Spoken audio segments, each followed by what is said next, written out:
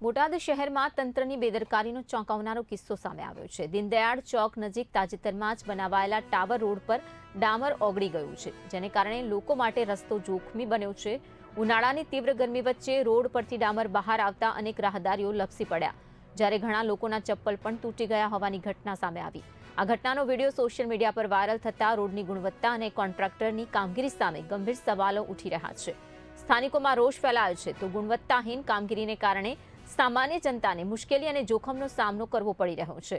Deendayal ચોકથી Bhavnagar road તરફ જતો આ માર્ગ હાલ ભારે ચર્ચાનો વિષય બન્યો છે, તો લોકો બેદરકારો સામે કડક કાર્યવાહી કરવા માટેની માંગ કરી રહ્યા છે। અત્યારે તમે જોઈ શકો છો, સવારે 10:30 થી લઈ રોડની પરિસ્થિતિ બહુ ખરાબ છે।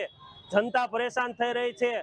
ડામર રોડ ઓગળી ગયો છે, કારણ કે નગરપાલિકાનો અણઘડ વહીવટ અને કોન્ટ્રાક્ટરની મિલીભગતના હિસાબે રાતે ડામર પાથર્યા પછી ઉપર રેફો નાખવામાં નહોતો આવ્યો, તો પબ્લિક અત્યારે પરેશાન થઈ છે। મેં ચીફ ઓફિસર સાહેબને ફોન 1 કલાકથી કર્યો હતો, છતાં પણ કોઈ કાર્યવાહી કરી નથી।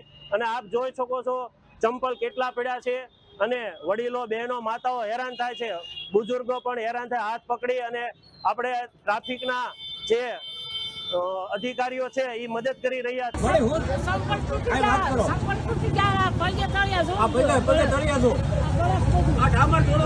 હોસ્પિટલ લઈ જવાના છે તમને।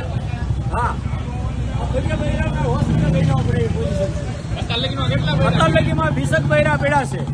આ બોટાદના પિંજિયા રોડ ઉપર એટલો ડામર પીગળે છે કે 10 જોડી ચંપલ બધાના ચોંટી ગયા છે, અને આ બેન જો અત્યારે પડી ગયેલા દેખાય છે, એટલે બેનને તાત્કાલિક હોસ્પિટલ લઈ જવા